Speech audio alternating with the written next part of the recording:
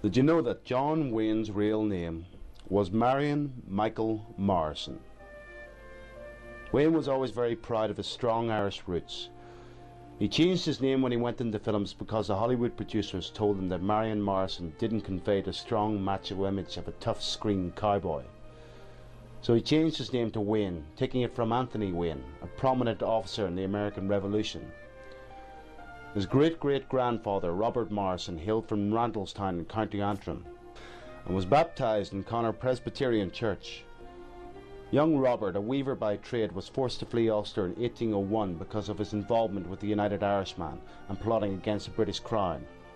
It is said that he fought gallantly at the last stand of the United Irishman in the north at Donegal Hill.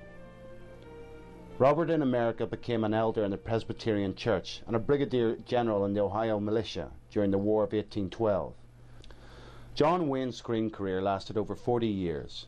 He appeared in 153 films and he had the lead role in all but 11 of them. He won his only Oscar for his performance as a hard-drinking Western marshal with an eye patch in True Grit in 1969, just a few months before his death in 1979 of cancer.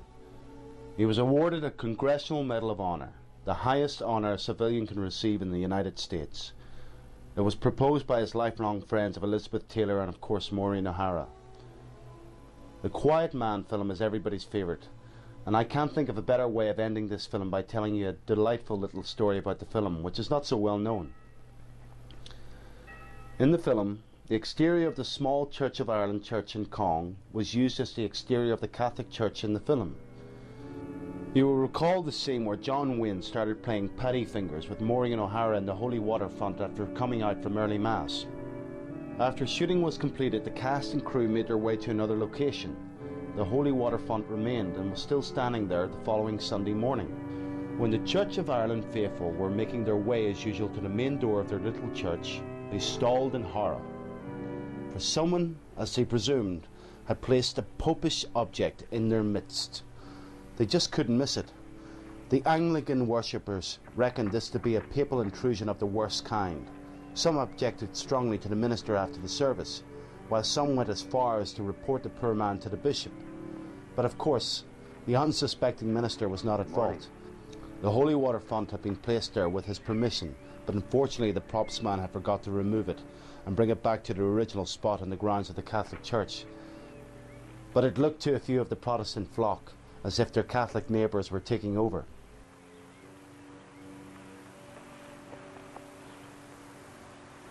None of that now, none of that. It's a bold, sinful man you are, Sean Thornton. And who taught you to be playing patty fingers in the holy water? It's being polite, so... Right, is it? Maybe you don't know it's a privilege reserved for courting couples, and then only when the banns has been read. And Mary Kate Danaher dipping her fingers in as neat as you please. What did you say her name was? Mary Kate Danaher.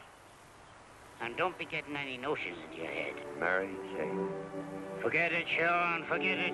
Put it out of your mind entirely. Why? What's the matter? She isn't married or anything, is she? Married that one? Not likely. And her with the freckles in her temper. Oh, that red head of hers is no lie. Still, a man might put up with that, but not with a lack of a fortune. Finally, watch John Wayne's shocked expression as Maureen O'Hara whispers to him in the final sequence of this romantic comedy. Director John Ford insisted that she deliver an unscripted line, even though she initially refused to cooperate. What Ford wanted was to capture on camera John Wayne's shocked reaction on his face. "When you try to battle with John Ford," she later explained, "you have to give in." And I said, "Well, there's one stipulation, that you will never tell anyone what it is you demanded that I must say, and I'll get John Wayne to do likewise." Ford agreed, and to this day the explosive line remains a secret.